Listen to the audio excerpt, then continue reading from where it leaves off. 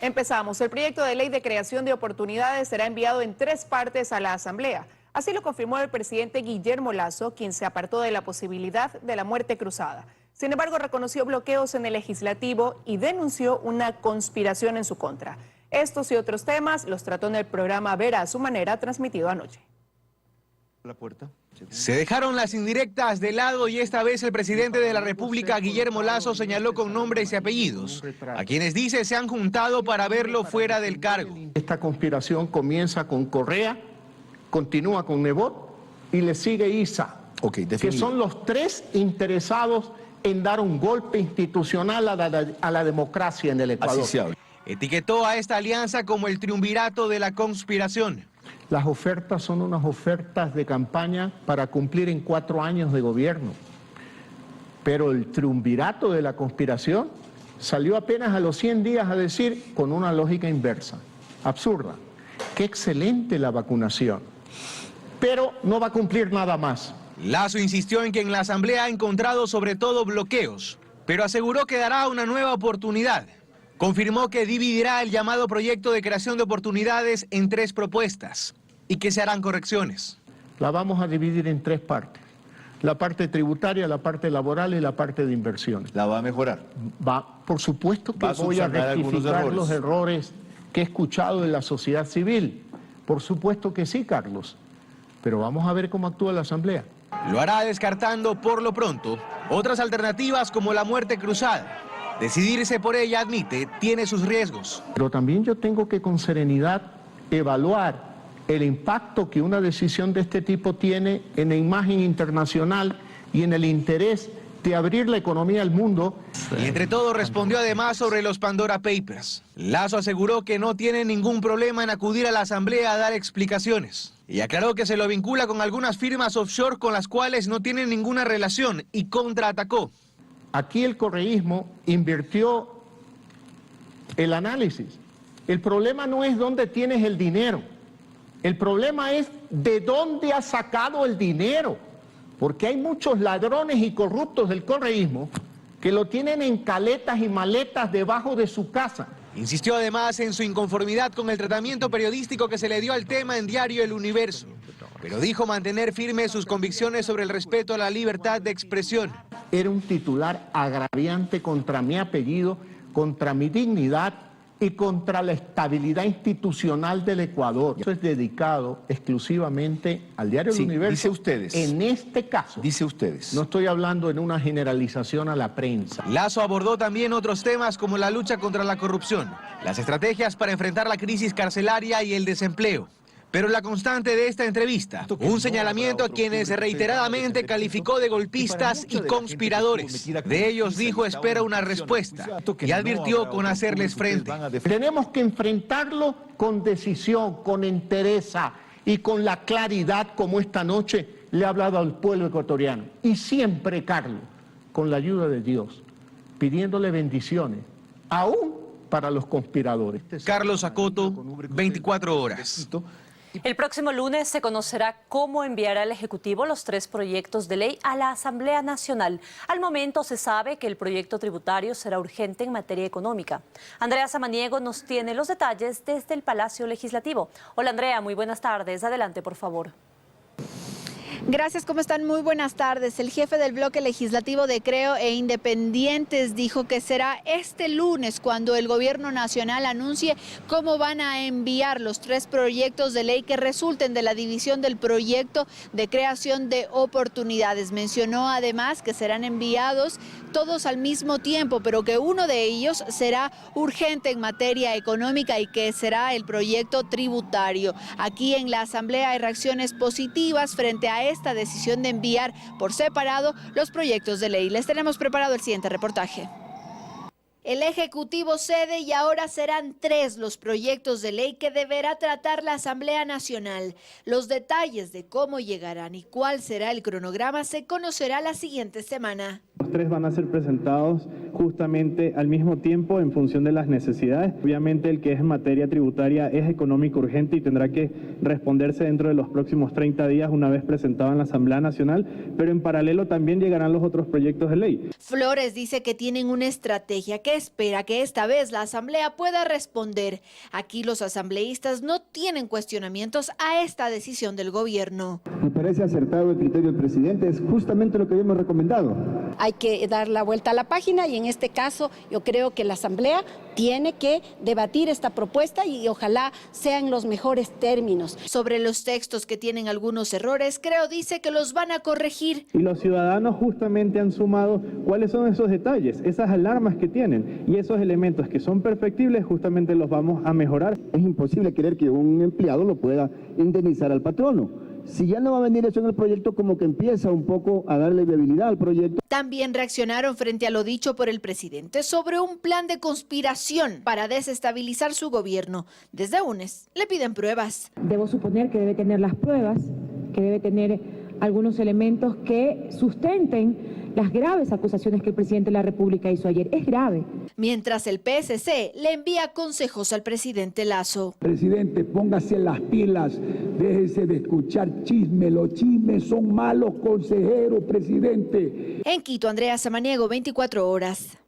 Y sobre este plan de conspiración, desde Pachacutic también rechazan las declaraciones del primer mandatario, las califican como salidas de tono, sobre todo en este momento en el que se buscan mejorar las relaciones entre el Ejecutivo y el Legislativo. Mientras tanto, todos están aquí a la espera de la llegada de estos proyectos de ley anunciados por el Gobierno Nacional. Este es nuestro informe, ustedes tienen más noticias. Muy buenas tardes. Buenas tardes, Andrea, muchísimas gracias. Desde el correísmo y el Partido Social Cristiano rechazan las acusaciones de conspiración que llegan por parte del presidente Guillermo Lasso. Jaime Nebot prepara una respuesta y desde su movimiento aseguran que la intención del presidente es distraer los verdaderos problemas del país.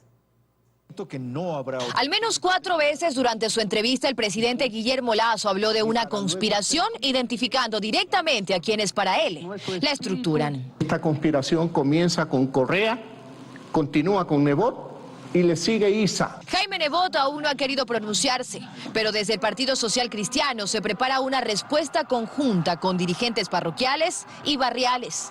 Nebot responderá en las próximas horas o tal vez mañana. Hasta eso, el presidente de su partido califica de fantasiosas las acusaciones. Ofensivas, obviamente las rechazamos y las condenamos. ¿Cómo se le puede ocurrir una barbaridad de esa naturaleza? No esperábamos una actitud tan deplorable como esta. Más aún cuando nos jugamos en el proceso anterior, que si ni siquiera ha transcurrido un año. Y dice que quizá la intención del presidente es distraer. Debió haber enseñado ya las pruebas el día de ayer. No vemos otra cosa que no sea poner a debatir al pueblo ecuatoriano este tema de la conspiración para olvidarnos de los temas macro que tiene el país, que esos son bien graves. La asambleísta y hermana del expresidente Rafael Correa niega que exista una conspiración y que ésta llegue a la asamblea. Es la actitud de quien no tiene cómo justificar sus errores, sus mentiras, su falta de credibilidad, falta de acción. Dice que pese a lo dicho por Lasso, ellos tratarán los proyectos que envíe. No somos los cucos de la asamblea. No vamos a poner obstáculos por complicarle la vida al presidente y al gobierno. No. Por su parte, Leonidas Issa reaccionará en las próximas horas a través de sus redes sociales. Correístas y socialcristianos aseguran que seguirán teniendo acuerdos en la asamblea y que de hecho hay una coincidencia que podría llevar a los socialcristianos ahora sí a estar presentes en el CAL, pero que esto no significa que sean conspiradores. ¿Quiere muerte cruzada? Mándela y vamos a ver cómo le responde el pueblo. Desde ambos grupos le piden al presidente que prueben la fiscalía sus palabras. Y quienes hablan desde el partido de Jaime Nebot dicen que la relación con Guillermo Lasso, si es que quedaba dudas, está completamente rota. Dayana Monroy, 24 horas. Y los sectores productivos del país aplauden la actitud del presidente de dividir el proyecto urgente para destrabar su análisis en la Asamblea, pero a la vez exigen a la Asamblea un tratamiento expedito de los 3 cuerpos legales que necesita el país. Desde el sector empresarial y productivo del país ven con buenos ojos la decisión del presidente de dividir en 3 reformas el proyecto de creación de oportunidades, porque a su criterio eso destraba su análisis en la Asamblea. Yo rescato la humildad del presidente de la República porque en realidad ha hecho un acto de humildad en reconocer que dividir este proyecto para de alguna manera tender esos lazos y esos puentes de negociación con la Asamblea, pero ahora sí la Asamblea va a tener una gran responsabilidad y todos los ojos de todos los actores del país tienen que estar sobre la Asamblea para que cumplan el deber por el cual fueron elegidos y den las soluciones necesarias que el país necesita. Con esa visión coincide Pablo Zambrano de la Federación de Cámaras de Industrias, aunque lamentan que bajo ese mecanismo al que ha forzado la Asamblea, las reformas legales se demorarán más tiempo, que el país no lo tiene, y propone una acción temporal para fomentar empleo. Existe una herramienta en materia laboral y son los acuerdos ministeriales que por delegación el ministro del Trabajo puede expedirlos. Consideramos que podría explorar el ministro de Trabajo esa opción de buscar la manera en la cual, sin violar la ley, sin violar la Constitución, se establezcan nuevas formas de contratación, nuevas formas de trabajo. Desde el punto de vista económico, el exministro Mauricio Pozo sostiene que con la división del proyecto en 3 necesariamente, el gobierno deberá enviar la reforma tributaria por la vía urgente para que ésta empiece a regir desde el inicio del próximo año fiscal. Y yo creo que van a enviar primero el tema tributario y después van a enviar el tema laboral por la razón que estamos conversando, de que esto termine aprobándose, vaya en la línea del programa con el fondo y pueda empezar la recaudación adicional desde el 1 de enero. Lo cierto es que la decisión del presidente destraba el análisis del proyecto en la Asamblea, aunque no tiene seguridad de que los aprueben, y pierde tiempo en la aprobación de leyes que necesita con urgencia el país, especialmente para fomentar empleo, dicen. En Quito, Freddy Paredes, 24 horas. Ahora empezamos contándoles que continúan las muertes en el interior de la penitenciaría del Litoral. Esta madrugada, 4 reos del pabellón 8 fueron hallados sin vida. Joana Ramos está en los exteriores del laboratorio de criminalística, donde ya llegaron los cuerpos. Hola Joana, buenas tardes. Por favor, cuéntanos los detalles. ¿Qué tal? Muy buenas tardes. Así es, ya se encuentran aquí los cuerpos de los 4 reos que fueron encontrados sin vida la madrugada de este jueves al interior de la penitenciaría del Litoral. Con esto serían ya 123 muertes justamente al interior de la penitenciaría del Litoral en 3 semanas. Este último hecho ocurrió en medio de un estado de excepción en el sistema carcelario. Veamos el siguiente reportaje. Han pasado apenas 3 semanas de la peor masacre en la historia carcelaria del país, que dejó como saldo 119 reos asesinados, y otra vez en la penitenciaría del Litoral se cuentan muertos. En un hecho que aún se está investigando, 4 internos del pabellón 8 fueron hallados sin vida esta madrugada. Los reos estaban suspendidos con sogas y prendas de vestir en diferentes celdas. La norma técnica lo dice, que la suspensión por asfixia induce a un suicidio, pero las investigaciones determinarán si es lo contrario a esta actividad. Con lo ocurrido suman ya 123 muertes al interior de este recinto penitenciario, las últimas 4 durante un estado de excepción decretado por el presidente Guillermo Lasso. Las autoridades han reconocido que 3 semanas después de la masacre aún no logran el control total de la penitenciaría, y la noche de ayer el presidente Lasso, durante una entrevista televisiva, dijo que estaría dispuesto a considerar un proceso de pacificación con la Iglesia Católica y Evangélica como intermediarias, pero fue enfático en señalar que esto no significa negociar con los delincuentes. Yo me voy por el camino del diálogo y el acuerdo. La definición que usted tiene es histórica. Pero el Estado ecuatoriano no puede permitir ser sometido por ellos. Por su parte, la Iglesia Católica está dispuesta a colaborar en un acercamiento. Recuerda que este es un tema que afecta a todos como sociedad. Por lo tanto, no puede dejarnos indiferentes, indolentes, sino todo lo contrario, asumir un compromiso. Pero eso sí, una participación más activa y con los resultados esperados dependerá solo del gobierno y de lo que cumpla para lograr una verdadera rehabilitación de los internos. Las entidades estatales tienen que poner lo suyo, comenzando pues por la seguridad, la alimentación, la educación, el buen trato. La penitenciaría del Litoral es la cárcel más poblada del país. Tiene actualmente 8.500 presos, la cuarta parte de toda la población penitenciaria del Ecuador. Entre los planes a mediano plazo para atender la crisis está dividir el centro penitenciario en dos bloques, norte y sur. Esta división, según el SNAI, implicaría la clasificación de los reos según su peligrosidad. Se anunciaron también traslados a otros centros penitenciarios, aunque estos serían para los internos de menor peligrosidad, porque a los líderes de las bandas, a esos no se los moverá.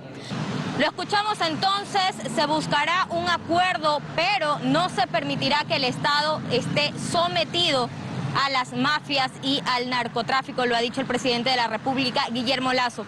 Por cierto, aquí en el Laboratorio de Criminalística aún faltan 10 cuerpos por identificar de la masacre del pasado 28 de septiembre. Con esa información me despido. Siguen ustedes con más noticias en estudio. Muy buenas tardes. Buenas tardes, Joana. Muchísimas gracias por ese reporte. Otra muerte violenta se registró en el sur de Guayaquil, mientras que en el centro de Durán un hombre fue víctima de sicariato cuando arreglaba su moto en un taller mecánico. El contacto es con Luisa María Heredia, quien se encuentra en las calles de aquí, del puerto principal. Hola Luisa, adelante. Hola compañeras, amigos televidentes, muy buenas tardes. De hecho, nos hemos trasladado hasta el sector de Los Esteros, esto es al sur de Guayaquil. Se trata del cuarto distrito más violento en el perímetro urbano, pues en lo que va del año se han registrado 48 muertes violentas, la mayoría al estilo sicariato. La última fue anoche, cuando hombres jugaban indoor precisamente en este parque y otros que llegaron en moto les dispararon. Para huir incluso soltaron tiros al aire. Veamos el siguiente reportaje. Esta vez el escenario fue un parque en la ciudadela de Los Esteros, al sur de Guayaquil. Dos sujetos en motocicleta habían llegado a este parque, en donde se habían encontrado también reunidas otras personas. Posterior ocurre una balacera y producto de ello existe una persona herida y otra persona fallecida. Ambos tienen antecedentes penales. Tiene un antecedente en el año 2014, la persona herida por asesinato. El otro ciudadano, el hoy fallecido, tiene un antecedente por robo en el año 2019. En la noche de este miércoles fue la muerte violenta número 498 en lo que va del año en la zona 8, que comprende Guayaquil, San Borondón y Durán. Horas antes, en la tarde, hubo otro sicariato precisamente en pleno centro de Durán. Un hombre de 42 años que estaba en un taller mecánico para arreglar su moto fue acribillado. Sujetos que llegaron en un auto blanco le dispararon. Hace algunos meses él habría recibido amenazas, presumimos que lo venían ya siguiendo desde la ciudad de Guayaquil y aquí como ya hizo su parada, sentado aquí en el taller, pues ahí le propinaron los disparos. La víctima también tenía antecedentes penales por robo y asociación ilícita. Hay un inocente herido. Producto de la balacera, prácticamente él era el que estaba arreglando la motocicleta y se encontraba junto al occiso. Prácticamente nosotros estamos abandonados aquí porque todos los días hay sicariato a toda hora. Pero no solo esta clase de delitos han aumentado. También los robos son cada vez más cotidianos. Ocurren a cualquier hora y en cualquier lugar. En Urdesa, por ejemplo, dos sujetos bien vestidos y armados les roban sus pertenencias a transeúntes y conductores. En Alborada, onceava etapa, también ocurre algo similar, aprovechando la oscuridad y la soledad del lugar. A esta usuaria de Twitter, en cambio, con cuchillo en mano, le robaron en la garita de ingreso a su urbanización en la vía La Costa cuando volvía de trotar. Se estima que aquí en la unidad de flagrancia de la Fiscalía del Guayas se receptan unas 40 denuncias por robos cometidos en la zona 8 todos los días. Según un reporte de la Fiscalía, entre enero y agosto de 2021, el número de denuncias por el delito de robo aumentó en todas sus modalidades, en comparación con el mismo periodo del año pasado. El robo a personas, por ejemplo, subió en un 28,4%, a domicilios en un 16,1%, de carros en un 58,1%, de motos en un 29,9%, de bienes accesorios y autopartes de vehículos en un 39,4% y a unidades económicas en un 19,1%. Ha pasado en los últimos días en entidades bancarias y con cajeros automáticos ubicados en centros y plazas comerciales, a plena luz del día y en medio de los ciudadanos que viven atemorizados por el crimen organizado. Continúan ustedes en estudios, compañeras. Muy buenas tardes. Muy buenas tardes, Luisa María. Muchísimas gracias. Y revisamos otros temas. Luego de ratificar la prisión preventiva que pesa sobre el exdefensor del pueblo, Freddy Carrión, se instaló la audiencia de juzgamiento en su contra por el delito de abuso sexual. En este momento nos trasladamos hasta la Corte Nacional de Justicia con Daniela Valencia para que nos dé más detalles. Daniela, muy buenas tardes. Por favor, cuéntanos. Buenas tardes, compañeras, amigos televidentes. Así es, desde aproximadamente las 10 de la mañana se desarrolla la audiencia de juicio en contra del exdefensor del pueblo, Freddy Carrión. Como ustedes bien lo dijeron, esto se da tras resolver sobre la revisión de medidas cautelares solicitada por la defensa y ratificar la prisión preventiva que pesa en contra del exdefensor. Lo curioso es que a esta etapa penal Carrión llega con un equipo de 55 defensores. Nosotros les hemos preparado un reportaje respecto a esta jornada. Veamos. 3 hileras de mesas se adecuaron al interior de la sala de audiencias de la Corte Nacional de Justicia para albergar al mayor número de abogados que se ha visto en una diligencia para un solo procesado. El exdefensor del pueblo, Freddy Carrión, llega a su juzgamiento con 55 abogados. Aunque todos están acreditados, se estima que tan solo 5 tomen la palabra a lo largo de esta diligencia. La Constitución nos permite tener una defensa integral y no tiene ningún tipo de limitación con relación a la cantidad de abogados que uno pueda llegar a tener. 55 abogados que se están sumando de manera gratuita. Lo único que puede tener es alguna complejidad en el desarrollo como tal de la audiencia, que los jueces, como directores de la misma, sabrán direccionar de forma adecuada para las intervenciones. Esta audiencia de juicio se instaló tras resolver sobre el pedido de revisión de medidas cautelares presentado por la defensa. Allí el tribunal ratificó por segunda ocasión la prisión preventiva que cumple Carrión desde el pasado 17 de mayo. Esto para garantizar su comparecencia en el proceso. Es lamentable la resolución de los 3 jueces que acaban de dar. Los hechos que se investigan dentro de esta causa por el delito de abuso sexual habrían ocurrido entre la noche del 15 y madrugada del 16 de mayo en la casa del exministro de Salud, Mauro Falconi. Una reunión que se dio en medio de un toque de queda y que terminó con una riña y el presunto intento de agresión sexual en contra de la pareja del exministro Falconi. En Quito, Daniela Valencia, 24 horas. Por la gran cantidad de prueba documental, pericial y testimonial, se estima que esta audiencia pueda tardar más de 3 días. En caso de ser declarado culpable, el exdefensor del pueblo, Freddy Carrión, podría enfrentar una pena de 3 a 5 años de prisión. Esto es lo que les podemos compartir al momento. Regresamos con ustedes a estudios que tienen más noticias. Una excelente tarde. Excelente tarde también para ti, Daniela. Muchas gracias. En medio de la compleja situación política que atraviesa el país, el colectivo Voces por la Democracia trabaja en una propuesta que modifique el sistema de partidos para dar un giro a la designación de autoridades. Esto es parte de la traba de las instituciones democráticas. La destitución de Bella Jiménez, sus acusaciones a otros legisladores, el bloqueo de la legislatura al Ejecutivo, respondiendo a intereses político-partidistas, entre otros, son ejemplos de que no habría un verdadero proceso interno en las organizaciones políticas que permita una selección ética de candidatos. Lo demuestra la crisis que afecta al país y que promueve la necesidad de cambios como los propuestos por el colectivo Voces por la Democracia. Creemos que debería existir un cambio desde la óptica ciudadana, un cambio total del régimen y sistema de partidos en el Ecuador.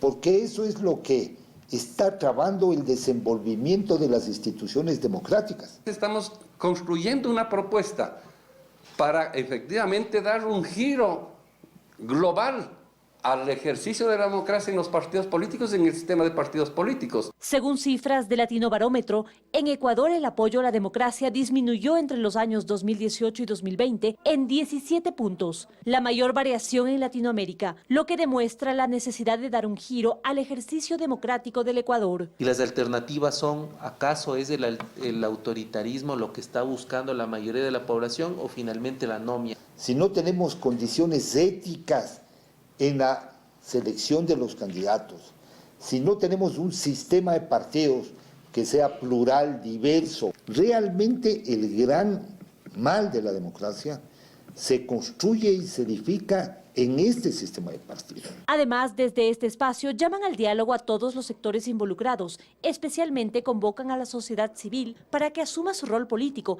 y participe de la recuperación democrática. En Quito, María Gracia Acosta, 24 horas. Continuamos con más noticias. Desde el próximo lunes, todos los eventos públicos que se realicen en el país deberán tener la autorización de la Intendencia de cada provincia y cumplir con las medidas de bioseguridad que exige el COE nacional.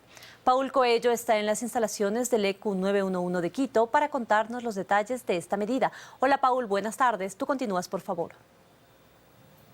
Compañeras, ¿qué tal amigos? Buenas tardes. Así es, frente a las incivilidades que se han cometido en estas últimas semanas, el COE Nacional resolvió este jueves que a partir del día lunes todos los eventos públicos, todos los eventos masivos que se realicen en el país deberán ser autorizados por las intendencias a nivel nacional. También estos eventos deberán cumplir con todos los protocolos de bioseguridad que exige el COE Nacional.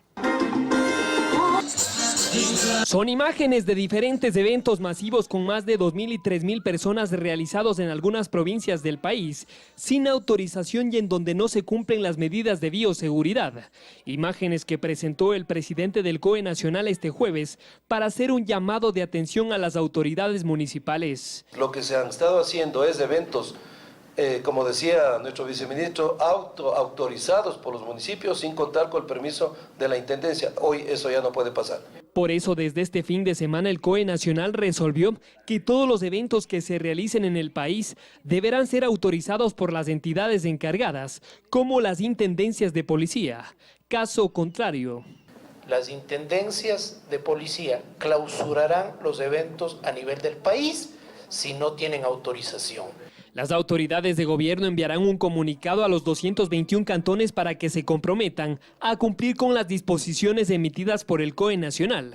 Mencionaron que para realizar estos eventos, los GATS deben tomar en cuenta requisitos estrictos. Dentro de eso está la vacunación con las dosis completas de al menos 14 días, o las pruebas PCR, el distanciamiento, las medidas de bioseguridad, los aforos. Lo más preocupante es que a este tipo de eventos acude el sector de la población que se ha mostrado indiferente al plan de vacunación, los jóvenes de entre 18 a 30 años de edad.